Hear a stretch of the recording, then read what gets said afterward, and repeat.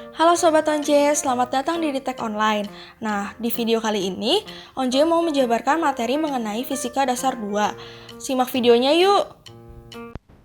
Halo semuanya, perkenalkan nama saya Maureen. Sekarang kita akan membahas soal-soal serta pembahasannya dari chapter 22. Sebelum itu, jangan lupa untuk mengisi evaluasi pengajar di akhir pembelajaran nanti. Yang nomor 1, terdapat 3 polarisator. Polarisator yang A memiliki sumbu transmisi 0 derajat dari vertikal, yang B 30 derajat, dan yang C 90 derajat. Ditanya, jika cahaya yang datang tidak terpolarisasi, bagaimanakah urutan ketiga polarisator agar intensitas cahayanya maksimum? Kita ketahui bahwa polarisator yang A dan C itu saling tegak lurus. Maka jika kita letakkan bersampingan, dan kita menghitung menggunakan rumus I0 cos kuadrat theta, dengan theta 90 derajat, maka intensitas yang dihasilkan akan 0. Oleh karena itu, yang B harus kita letakkan di tengah. Urutan yang benar adalah A lalu B lalu C, atau C lalu B lalu A. Jika kalian hitung keduanya, hasil intensitas yang dihasilkan akan sama. Kita ambil contoh yang A lalu B lalu C. Dapat dilihat dari gambar, cahaya yang tidak terpolarisasi menembus 3 polarisator dan menghasilkan intensitas I3. I1 kita cari dengan rumus setengah I0 karena cahaya yang datang adalah tidak terpolarisasi. I2 sama dengan I1 cos kuadrat theta, tetanya 30, hasilnya 3/8 I0, dan I3 adalah I2 cos kuadrat theta, dengan tetanya 60 derajat. Hasilnya adalah 3/32 I0. Halo semuanya, nama saya Maureen, dan sekarang kita akan membahas mengenai nomor 2.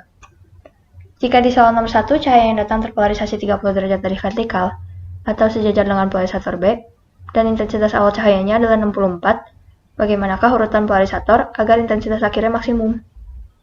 Kita ketahui bahwa I0 adalah 64, lalu ditanya urutan ketiga polarisatornya. Jawabannya adalah A, B, dan C. Tentu saja B harus diletakkan di tengah, agar intensitas yang dihasilkannya tidak 0. Lalu, jika kalian menghitung intensitas dengan urutan C lalu B lalu A, hasilnya pasti akan lebih kecil dari urutan yang ini. Dapat kita lihat dari gambar, cahaya datang dengan sudut 30 derajat, melalui polarisator A, lalu melalui polarisator B, dan kemudian melalui polarisator C, dengan beda sudutnya 60 derajat di sini. Kita dapat menghitung intensitasnya dengan rumus I0 cos kuadrat theta, I0 64, theta 30 dari sini, hasilnya 48. Lalu untuk menghitung I2, kita gunakan I1, yaitu 48, dan cos kuadratnya, tetanya 30, dari sini juga. Hasilnya ada 36, lalu kita hitung I3 menggunakan I2. I2 ya 36, cos kuadrat 60 derajat. Dan hasilnya adalah 9 watt per meter kuadrat. Halo semuanya, saya Maureen, dan sekarang kita akan membahas nomor 3. Diketahui sebuah gelombang EM terpolarisasi, memiliki frekuensi sebesar 100 MHz dan bergerak di sumbu X dalam kondisi vakum. Pada saat T-nya 0 dan X-nya 0, besar medan listriknya adalah 300 volt per meter. Ditanya tentukan panjang gelombangnya, apakah kita bisa melihat gelombang tersebut, dan C, pada saat T-nya 0 dan X-nya 0, berapakah besar medan magnetnya? Kita ketahui frekuensinya adalah 100 MHz, sama dengan 10⁸ Hz, dan medan listriknya adalah 300 volt per meter. Untuk menjawab soal nomor A, kita gunakan rumus C sama dengan lambda dikali frekuensi. C-nya adalah 3 dikali 10⁸, dan frekuensinya 10⁸. Maka kita dapatkan lambdanya sama dengan 3 meter. Yang B, kita tidak bisa melihat gelombang ini, karena gelombang yang dapat kita lihat adalah gelombang yang memiliki panjang gelombang sekitar 400–700 nanometer. Untuk yang C, kita gunakan rumus B sama dengan E per C, E-nya 300, dan C-nya 3 dikali 10⁸. Kita dapatkan hasil medan magnetnya adalah 10⁻⁶ Tesla. Halo semua, saya Maureen. Sekarang kita akan membahas nomor 4. Dalam sebuah rumah, arus AC berosilasi dengan frekuensi 60 Hz. Dalam waktu arus berosilasi 1 kali, berapakah jarak yang telah ditempuh gelombang EM dari kawat yang memiliki arus tersebut? Kita ketahui F-nya adalah 60 Hz. Lalu ditanya jarak yang ditempuh gelombang EM dalam waktu 1 osilasi. 60 Hz artinya 60 osilasi dalam waktu 1 detik. Oleh karena itu, waktu untuk 1 osilasi adalah 1/60 second. Kita gunakan rumus S sama dengan V dikali T. S sama dengan 3 dikali 10⁸ dikali 1/60 second. Hasilnya adalah 5000 km. Jadi, dalam waktu 1 osilasi, gelombang EM telah menempuh jarak 5000 km. Halo semuanya, perkenalkan aku Lucy. Sekarang kita bakal membahas tentang soal latihan dan pembahasan dari pemantulan dan pembiasan. Nah, pertama di sini ada nomor 5. Soal nomor 5 itu seorang pejalan kaki sedang berada di tepi danau yang permukaannya tenang. Namun, matanya silau karena pantulan cahaya matahari dari danau. Agar matanya tidak silau, pejalan kaki tersebut ingin memakai kacamata hitam yang terpolarisasi. Apabila indeks bias dari air danau adalah 1,33 dan cahaya datang dari udara, berapakah A? Besar sudut yang diperlukan oleh cahaya yang datang agar terjadi pemantulan cahaya dengan polarisasi total. B. Asumsikan kacamata hitam yang tersedia memiliki dua tipe polarisator. Yang pertama arahnya 90 derajat atau horizontal, dan yang kedua arahnya 0 derajat atau vertikal. Yang manakah yang harus dipilih oleh pejalan kaki? Sebutkan alasannya. Nah, untuk soal ini, pertama-tama kita harus lihat kalau di soalnya ditulis polarisasi total. Karena ini polarisasi total, maka berlaku theta D sama dengan theta Brewster. Nah, di sini untuk nomor 5A, asumsikan N dari udara itu sama dengan 1. Jadi N datangnya itu 1. Nah, karena kita tahu syaratnya itu theta datang sama dengan theta Brewster, kita cari theta Brewsternya dengan menggunakan tan theta Brewster sama dengan indeks bias dari medium biasnya dibagi indeks bias dari medium datang cahaya. Nah,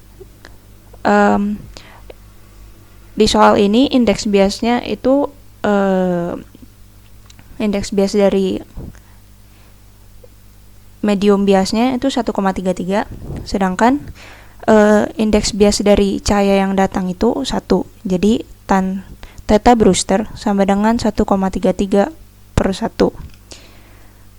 Nah, dari sini langsung dapat theta Brewsternya sama dengan 53 derajat. Karena berlaku theta datang sama dengan theta Brewster, jadinya langsung theta datang sama dengan 53 derajat. Oke, lanjut ke soal 5B. Nah, pada soal 5B itu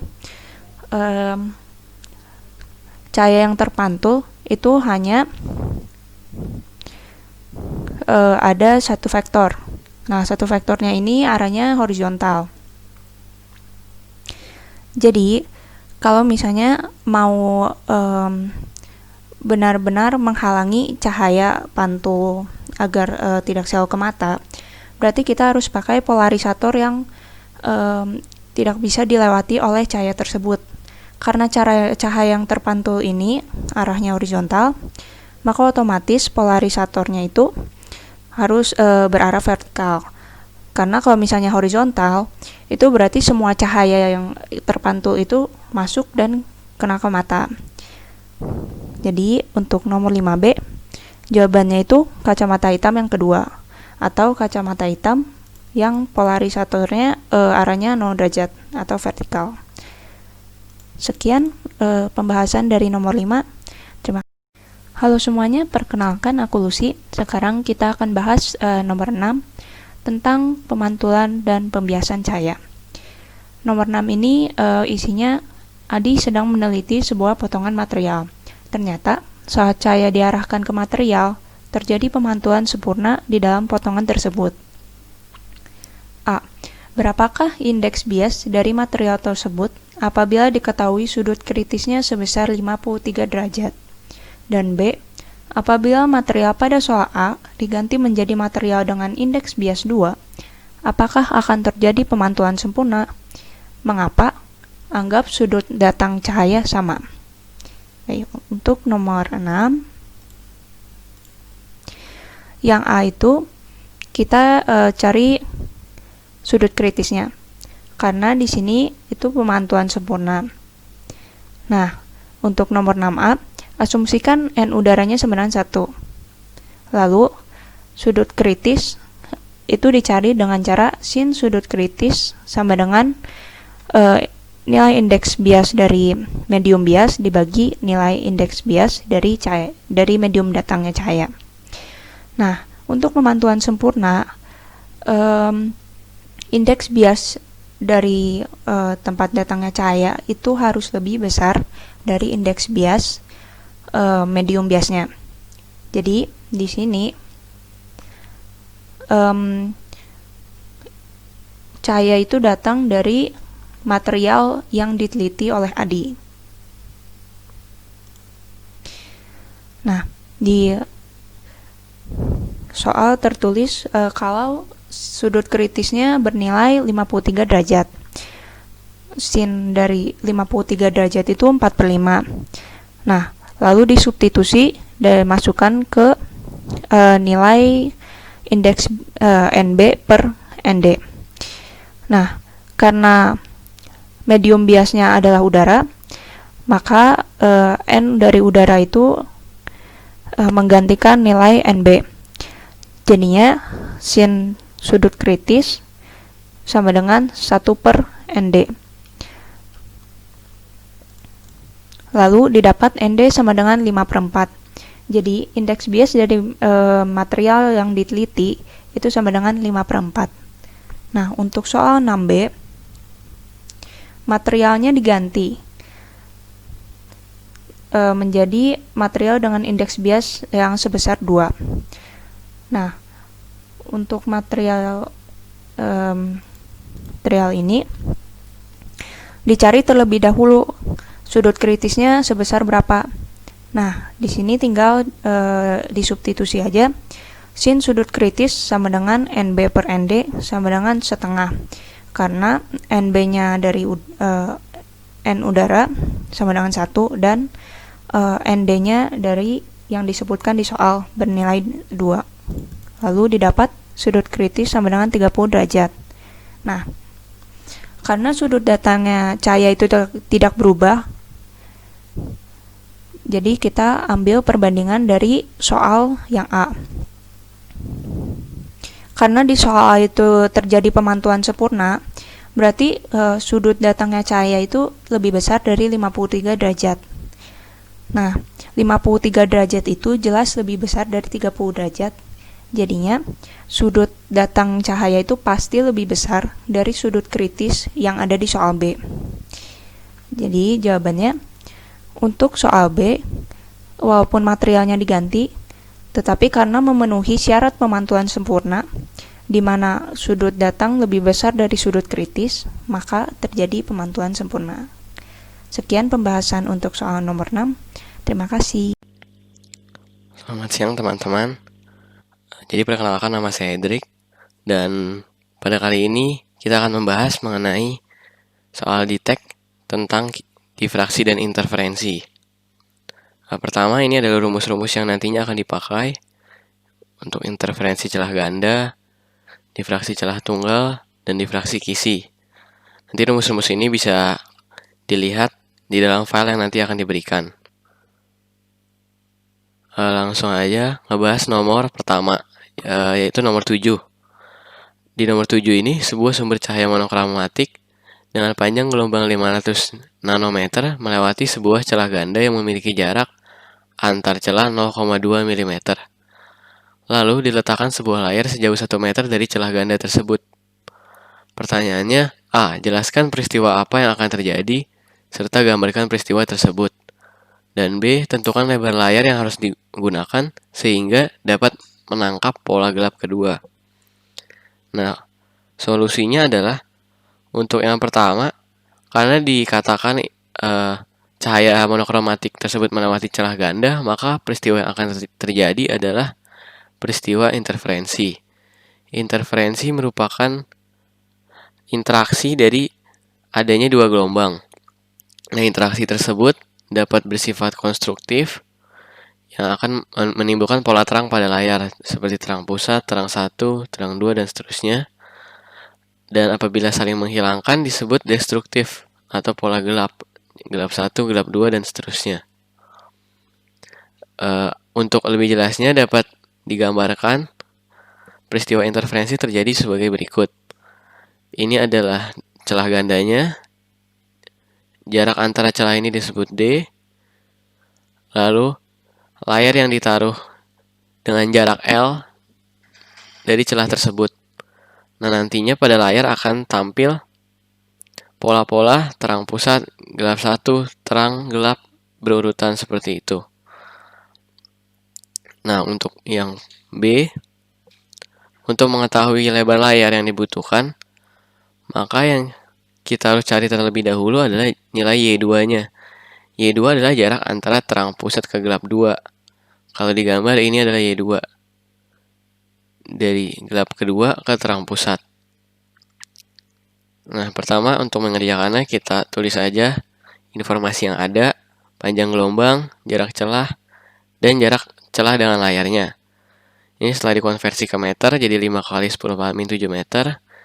Jarak antar celahnya 2 kali 10 pangkat min 4 meter. Dan L-nya 1 meter. Lalu bisa langsung masukin ke rumusnya aja. dy per L sama dengan M min setengah lambda. Karena ini pola gelap, maka rumusnya itu M min setengah lambda. Nah, M-nya langsung kita masukin aja 2 karena diketahui ditanyakannya pola gelap kedua, maka ordernya kita masukin 2 di sini. Lalu tinggal dihitung aja persamaannya, nanti akan menghasilkan 3,75 kali 10 pangkat min 3 meter. Nah, namun ini belum menjawab pertanyaan karena pertanyaannya adalah jarak layar yang harus dipakai sehingga dapat menangkap pola gelap kedua. Nah, pola gelap kedua ini kan ada 2, ke atas dan ke bawah. Dan kita baru tahu setengahnya doang, baru tahu Y2-nya aja. Jadi untuk tahu lebar layar keseluruhannya dari sini ke sini, dari sini sampai sini, maka tinggal kita kali 2 aja jarak Y2-nya. Jadi hasilnya 3,75 dikali 2 sama dengan 7,5 mm. Oke, terima kasih. Ya, kembali lagi bersama saya Edric. Lanjut kita bahas nomor 8. Nomor 8 ini soalnya sebuah celah tunggal disinari oleh sinar monokromatik dengan panjang gelombang 600 nanometer. Sebuah layar ditaruh dengan jarak 50 cm dari celah tunggal tersebut. Setelah diamati pola difraksi tersebut, diketahui bahwa jarak antara pola gelap pertama dan pola gelap kedua adalah 2 mm. Pertanyaannya, tentukan lebar celah tunggal tersebut. Nah, karena ini kita tahu celah tunggal, maka soal ini pasti mengenai difraksi celah tunggal. Nah, untuk mengerjakannya, kita tulis dulu informasi yang ada, yaitu panjang gelombangnya 600 kali 10 pangkat min 9 meter atau 6 kali 10 pangkat min 7 meter. Lalu juga kita tahu antara Y2 dengan Y1-nya itu 2 mm. Nah, kalau digambar supaya lebih jelas seperti ini. Jadi jarak antara gelap 1 dengan terang pusatnya adalah Y1, sementara jarak dari G2 ke terang pusat adalah Y2. Nah, yang diketahui ini delta Y-nya ini sebesar 2 mm. Lalu yang terakhir adalah lebar L-nya adalah 50 cm atau 0,5 meter. Nah, untuk mengerjakannya kita menggunakan rumus difraksi celah tunggal, yaitu dy per L sama dengan M kali lambda. Nah, tapi karena difraksi celah tunggal, maka M-nya kita langsung masukin aja order gelapnya. Nggak perlu dikurang setengah lagi. Nah, karena pola gelap 1, jadi langsung masukin 1. Kita ubah persamaannya sampai YG1 sama dengan 1 lambda kali L per D. Nah, untuk pola gelap kedua sama juga, hanya saja ordernya diganti 2. Nah, dari 2 persamaan itu kita bisa tulisin YG2 min YG1 sama dengan 2 lambda L per D min 1 lambda L per D. Nah, sementara itu kita udah tahu kan jarak YG2 min YG1 itu adalah 2 mm. Jadi bisa langsung kita kerjain aja persamaannya seperti ini. Dapat persamaan ini, lalu langsung kita masukin nilai lambda dan L yang udah kita ketahui. Dan pada akhirnya D-nya dapat dicari. Hasilnya adalah 0,15 meter.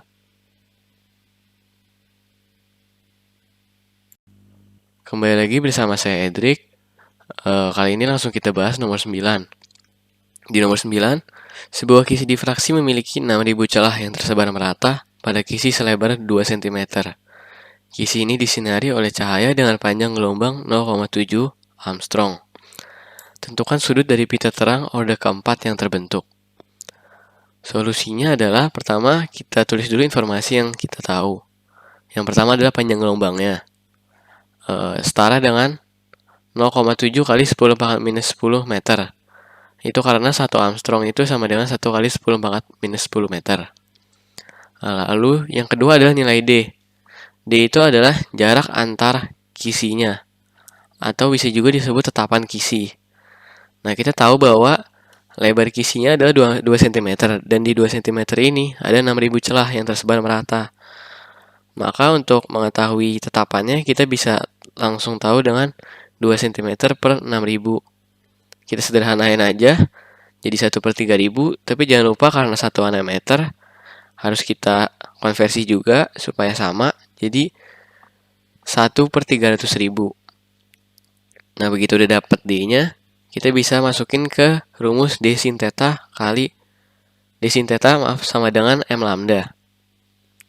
Nah, kita tinggal masukin 1/300.000 sin theta sama dengan M kali lambda. Nah, M-nya ini adalah ordenya. Karena yang diminta adalah dari pita terang orde keempat, maka langsung kita masukin aja M-nya 4.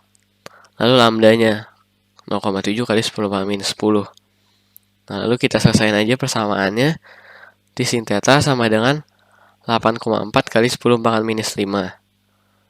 Nah, maka itu kita bisa tahu sudutnya tetanya adalah arc sinus dari 8,4 kali 10 pangkat minus 5. Untuk derajat pastinya bisa kita cari menggunakan kalkulator saintifik.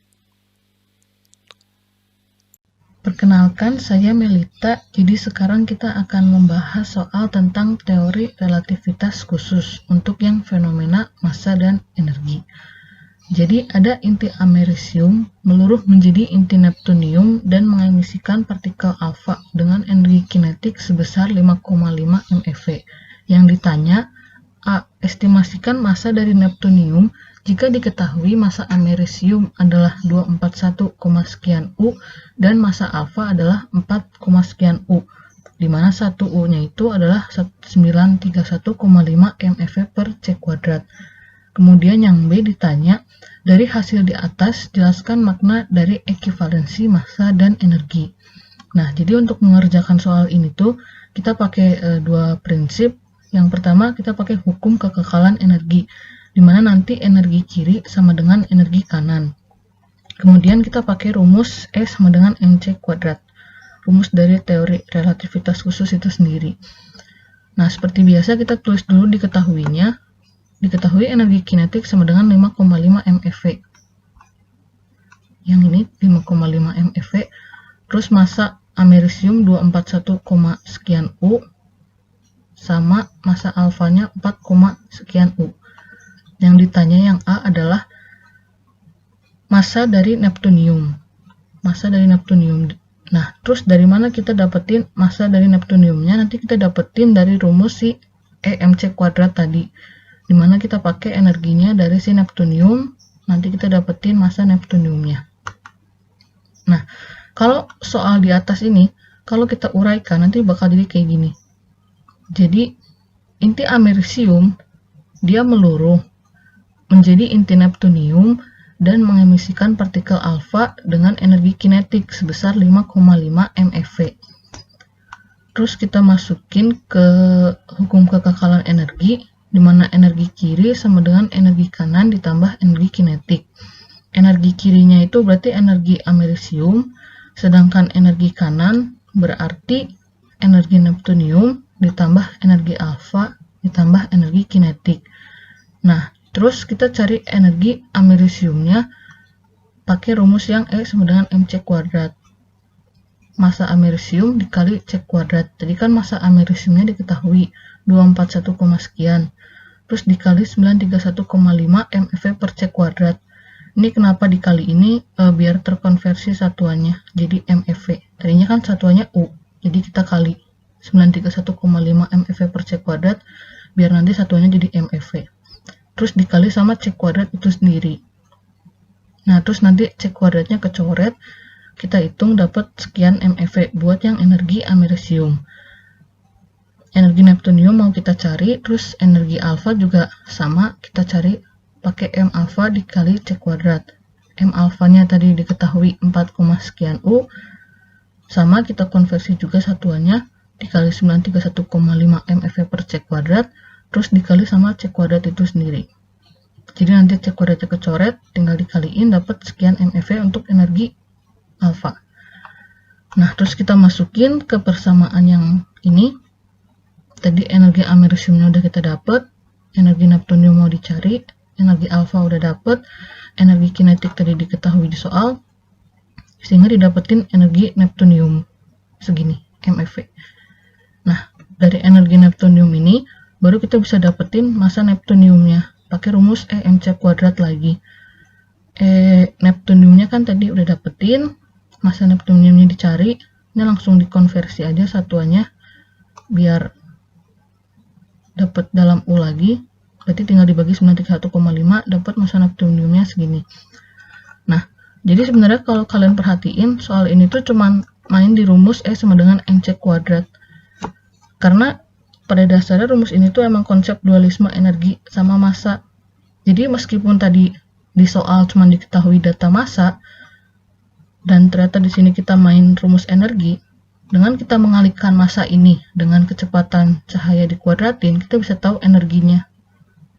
Nah, demikian pula dengan tadi pas kita mau nyari massa neptunium. Kalau kita udah tahu energi neptuniumnya, maka kita bisa dapetin massa si neptunium itu dengan dibagi sama C kuadrat. Si energi ininya dibagi sama C kuadrat, jadi dapat massa neptuniumnya. Oke, jadi itu untuk pembahasan yang A.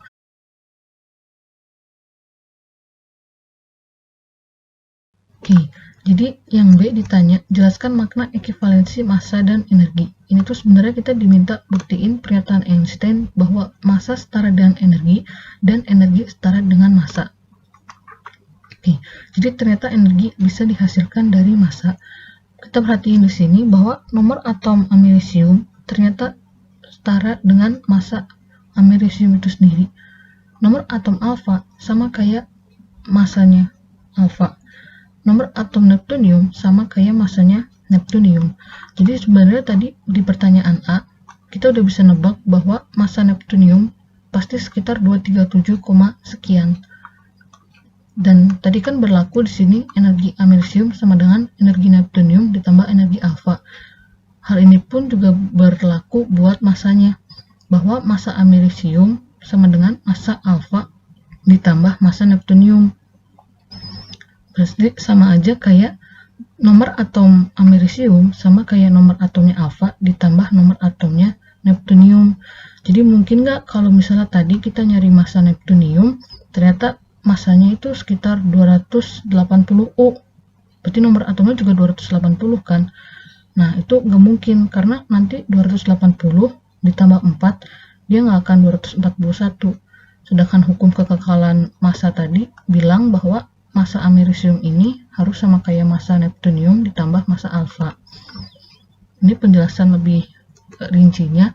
Berdasarkan rumus E sama dengan mc kuadrat, maka M berbanding lurus dengan energi yang dihasilkan.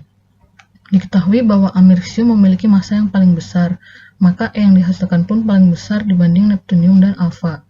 Massa neptunium kedua terbesar, maka E yang dihasilkan pun memiliki nilai kedua tertinggi. Sedangkan alfa memiliki massa yang paling kecil, sehingga energi yang dihasilkan pun paling kecil dibanding energi amerisium dan neptunium. Dan kemudian rumus ini, rumus E mc kuadrat ini, mau menyatakan bahwa energi ekivalen E dapat dihitung sebagai massa yang dikalikan dengan kecepatan cahaya dikuadratkan. Demikian pula, apapun yang memiliki energi menunjukkan massa yang sesuai M yang diberikan oleh energinya E dibagi dengan kecepatan kuadrat C. Jadi itu untuk solusi yang B. Perkenalkan, saya Melita. Jadi sekarang kita akan kembali membahas soal teori relativitas khusus, masih yang fenomena massa dan energi. Jadi ada sebuah peluru bermassa 10 gram ditembakkan dengan kelajuan 350 meter per second dari kiri ke kanan menuju sebuah balok. Balok mula-mula diam di atas lantai. Massa balok sekitar 2,5 kg. Peluru mengenai balok dan bersarang di dalam balok. Kemudian peluru dan balok bergerak bersama-sama. Yang ditanya, yang A, tentukan nilai energi kinetik yang hilang pada peristiwa ini. Yang B, menurut teori relativitas khusus, nilai energi yang hilang ini setara dengan berapa kilogram. Jadi seperti biasa kita tulis dulu diketahuinya. Ada tadi massa peluru 10 gram, kita jadiin 0,01 kg. Kemudian ada V pelurunya 350 meter per second dari kiri ke kanan. Kemudian ada massa baloknya sekitar 2,5 kg dan V baloknya itu 0 karena baloknya mula-mula diam di atas lantai. Yang ditanya A, energi kinetik yang hilang, yang B, Eka yang hilang tadi setara dengan berapa kilogram. Nah, jadi untuk menjawab yang A, untuk mencari Eka yang hilang, kita pakai delta P sebelum sama dengan delta P sesudah. Delta P sebelumnya kita cari dari massa peluru dikali V peluru ditambah massa balok dikali V balok. Delta P sesudahnya kita jumlahin massanya, massa peluru tambah massa balok dikali V aksen. Kenapa demikian? Karena tadi pelurunya mengenai balok dan bersarang di dalam balok. Terus mereka bergerak bersama-sama, jadi V-nya sama.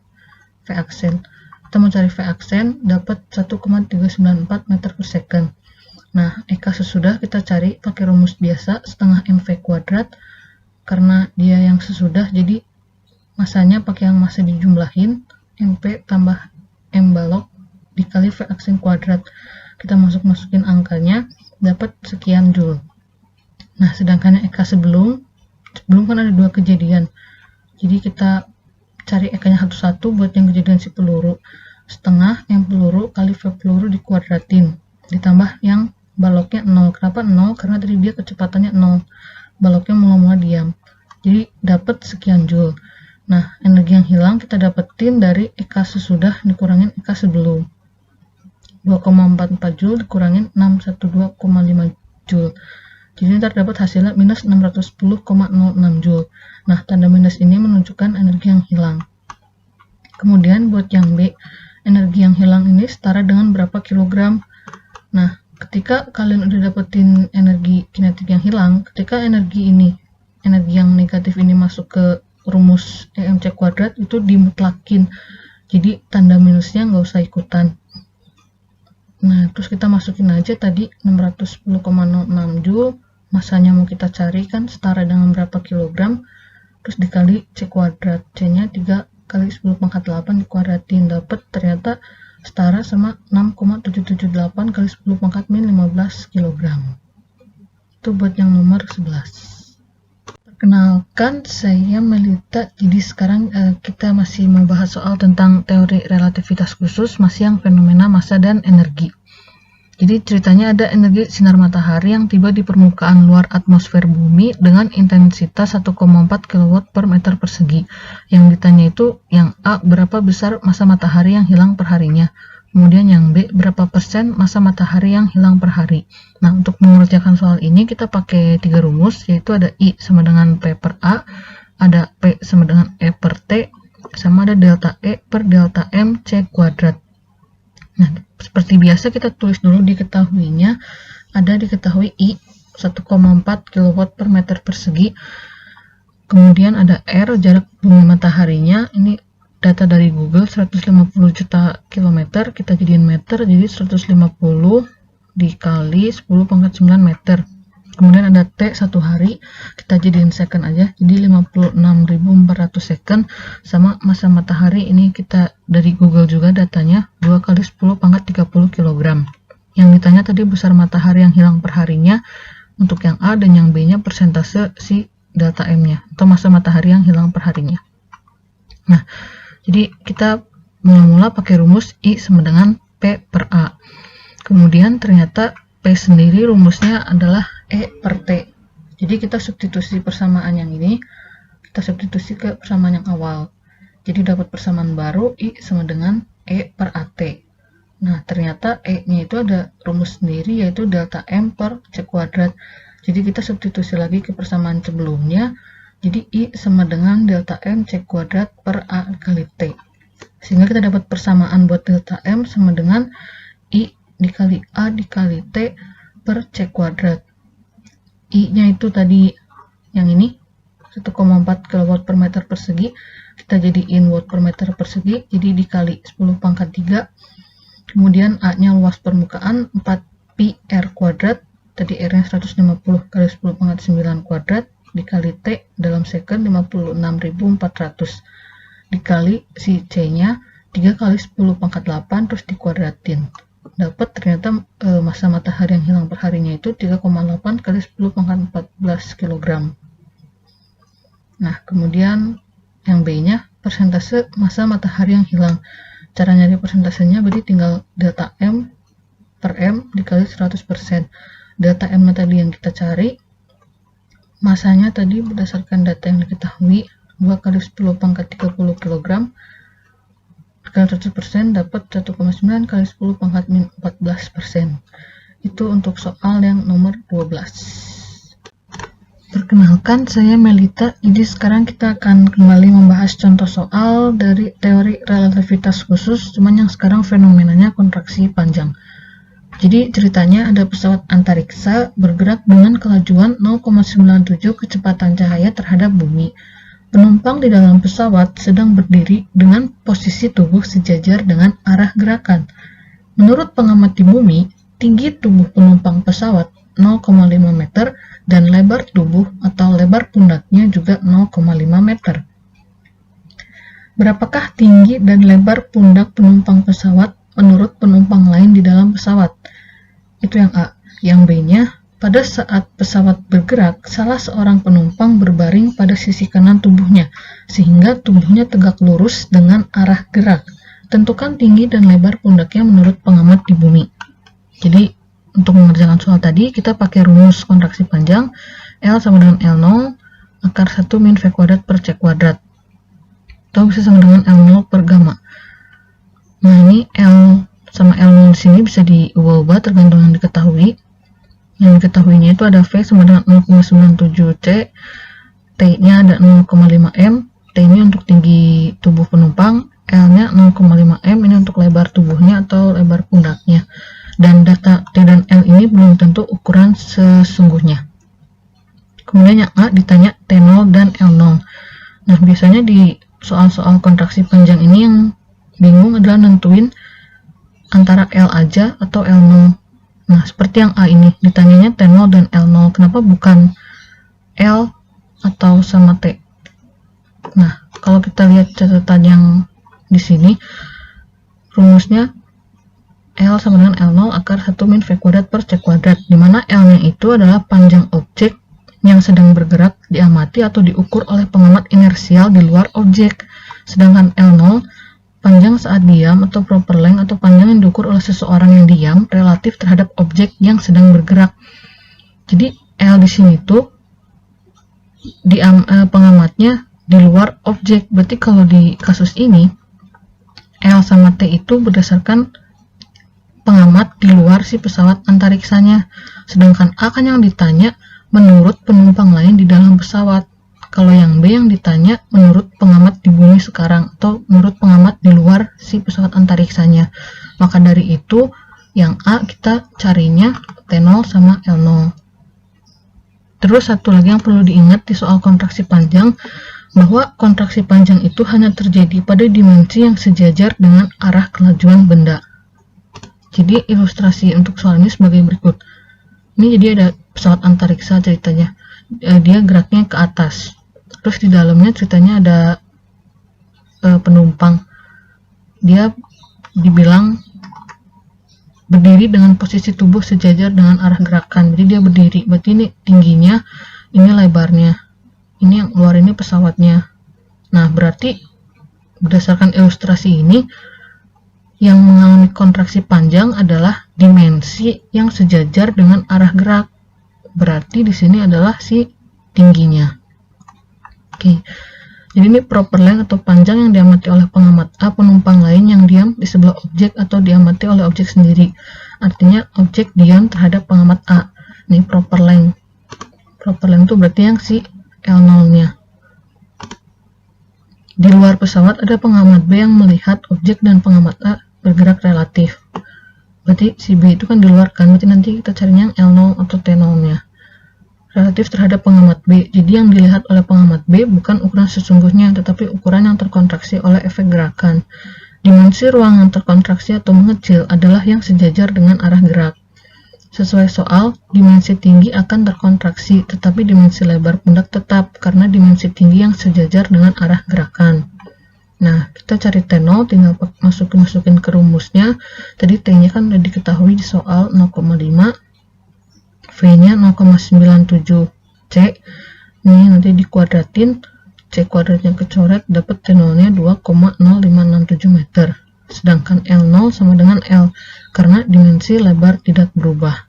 Itu buat yang A. Sedangkan yang B-nya ditanya L dan T. Kenapa yang ditanya L dan T? Karena tadi soal B bilang menurut pengamat di bumi sekarang. Artinya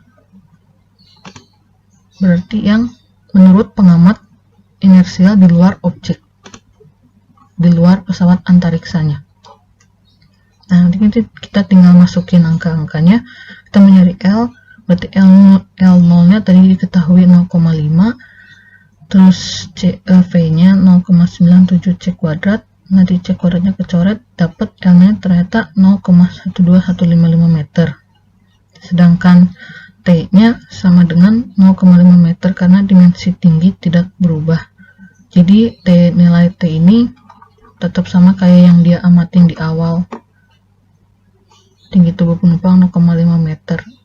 Karena tingginya nggak berubah. Karena yang sejajar sama arah geraknya tuh si lebarnya. Tadi kan dia bilang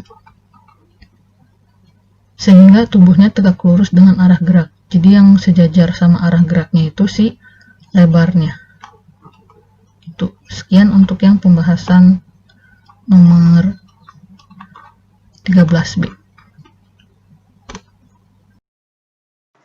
Halo, perkenalkan nama saya Victor. Saya akan membahas chapter 27, yaitu fisika kuantum. Saya mulai dari nomor 14. Gunakan teori atom Bohr untuk menghitung energi yang dibutuhkan untuk elektron dari atom hidrogen lepas jika elektron berada pada tingkat energi N sama 1, dan jelaskan apakah elektron melepas energi atau menyerap energi untuk lepas dari atom hidrogen. Pertama, hitung dulu energi akhir dengan minus 13,6 per M kuadrat. Di sini M kuadratnya adalah tak hingga, karena elektronnya sudah lepas dari atom hidrogen dan sudah tidak berada pada lintasannya lagi. Sehingga pada saat dihitung, minus 13,6 per tak hingga sama dengan 0. Kemudian, hitung energi awal, yaitu minus 13,6 per N kuadrat. N di sini kita menggunakan N sama dengan 1. Sehingga dihitung minus 13,6 per 1 sama dengan minus 13,6. Untuk menghitung jumlah energinya, bisa dikurangkan energi akhir dikurang energi awal. 0 minus 13,6. Sehingga energi yang dibutuhkan adalah 13,6. Untuk mengetahui melepas atau menyerap, bisa dilihat di sini. Jika elektron pada di sini akan keluar dari lintasannya, maka elektron akan menyerap energi sebesar 13,6 untuk ke sini. Sedangkan untuk berpindah ke lebih dalam, elektron akan melepas energi. Demikian pembahasan tentang nomor 14. Terima kasih.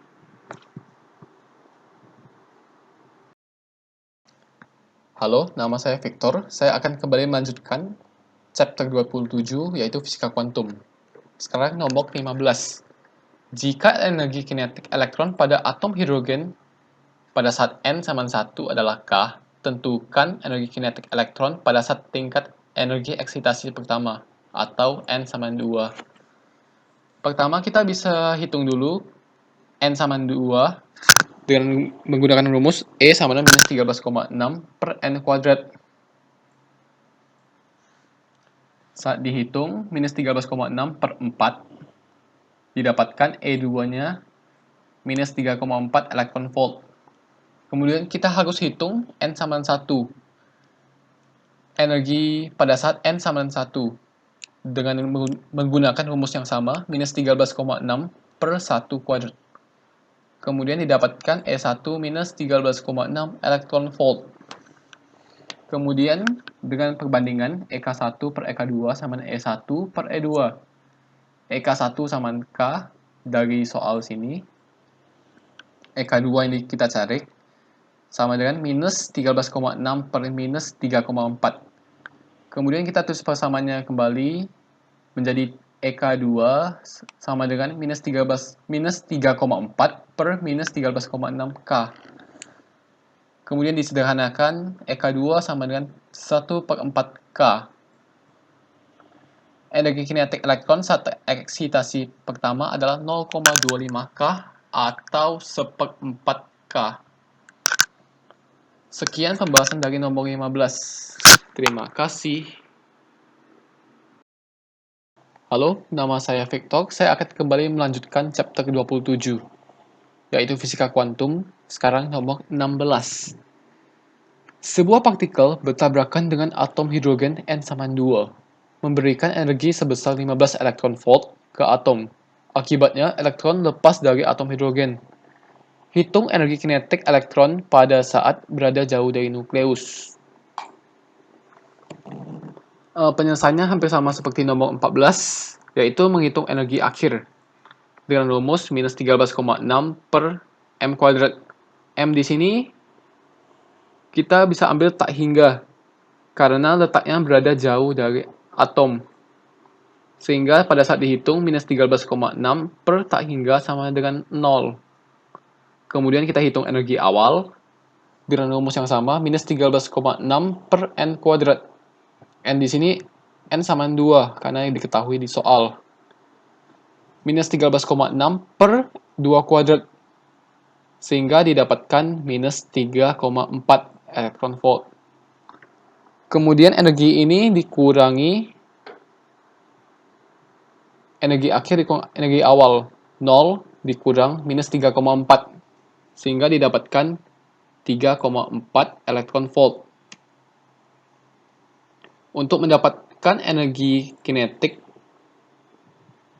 dengan mengurangi energi yang diterima oleh atom 15 dan dikurangi dengan energi yang dibutuhkan untuk melepas elektron dari atom. Di sini energi yang diterima oleh atom 15 elektron volt dan energi yang dibutuhkan untuk melepas elektron adalah 3,4 elektron volt. Sehingga energi kinetik dikurangi aja 15 dikurang 3,4. Sehingga energi kinetik didapatkan 11,6 elektron volt. Inilah pembahasan nomor 16. Terima kasih, selamat sukses untuk UASnya. Baik, sekarang kita akan lanjutkan ke nomor 17. Sebelumnya perkenalkan, nama saya Stefanus Gilbert. Di sini saya akan menjelaskan tentang hipotesis de Broglie. Sebelumnya kita akan membaca soalnya terlebih dahulu. Seseorang dengan berat badan 60 kg mengendarai sepeda motor dengan kecepatan 60 km per jam. Berat sepeda motornya 100 kg. Lalu, berapakah panjang gelombang de Broglie-nya? Di sini diketahui massa berat badan seseorangnya itu adalah 60 kg. Dan berat sepeda motornya 100 kg. Kecepatan sepeda motornya 60 km per jam. Pertama kali yang kita akan cari adalah momentumnya, di mana momentum adalah massa dikali kecepatan. Massa di sini adalah massa totalnya, di mana massa berat badan ditambah dengan massa sepeda motor, lalu dikalikan dengan kecepatan sepeda motor tersebut. Sehingga didapatkan momentumnya adalah 2,67 kali 10 pangkat 3 kg meter per second.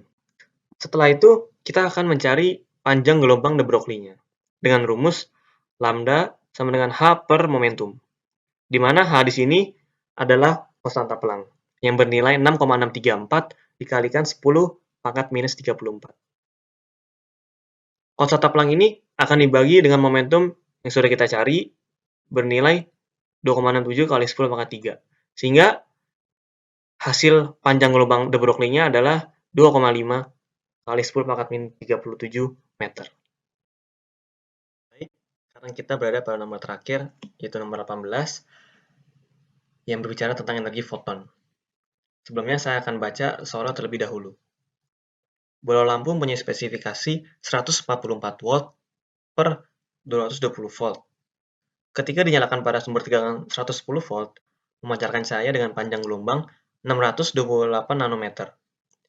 Bila lampu meradiasikan secara seragam ke segala arah, maka berapa jumlah foton yang tiba persatuan waktu di tempat yang berjarak 3 meter dari lampu? Yang pertama, kita ketahui bahwa daya lampu adalah 144 volt dan voltasenya 220 volt. Jaraknya bernilai 3 meter dan panjang gelombangnya adalah 628 nanometer. Lalu kita konversi menjadi meter, yaitu 628 kali 10 pangkat min 9 meter. Yang pertama, kita akan mencari terlebih dahulu daya pada sumber tegangan, di mana kita menggunakan rumus R sama dengan V kuadrat per P, di mana kita akan kali silang menjadi P dikali V lampu kuadrat sama dengan P lampu dikalikan V kuadrat, sehingga akan dijadikan seperti ini, di mana voltase pada sumber tegangan bernilai 110 dibagi dengan voltase lampu yang bernilai 220 dikalikan dengan daya lampu, sehingga dihasilkan 36 watt pada sumber tegangan.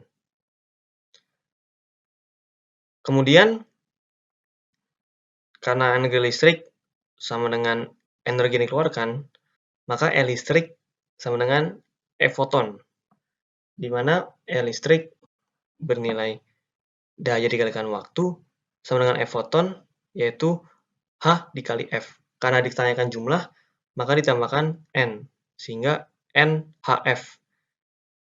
F frekuensi diubah menjadi C per lambda. Dan kemudian kita akan kali silang menjadi P kali lambda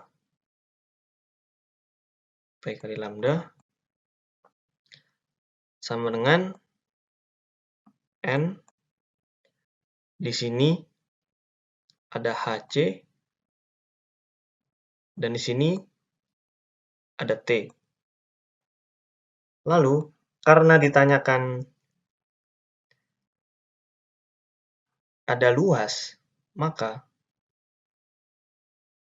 kita memakai luas permukaan bola, di mana kita asumsikan bahwa bola lampu berada pada bola yang berjarak 3 meter.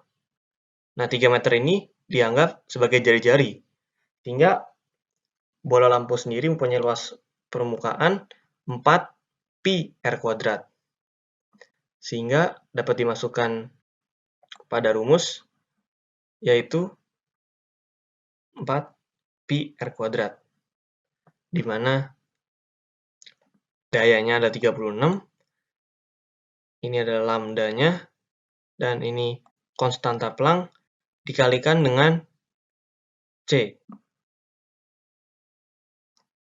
Dan akhirnya hasil yang didapat adalah bernilai 1,0404 kali 10 pangkat 18 meter per second. Demikian soal Detect UAS Fisdas tahun ini. Diingatkan untuk mengisi evaluasi pengajar pada link yang sudah disediakan.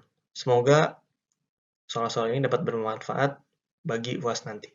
Terima kasih. Demikian pembahasan materi kali ini. Nah, gimana nih penjelasan materinya teman-teman? Oh iya, kalau teman-teman punya pertanyaan terkait materi ini, boleh banget loh ditanyakan, karena nanti Ditek akan mengadakan sesi tanya jawab secara online. Jadi, stay tune terus ya!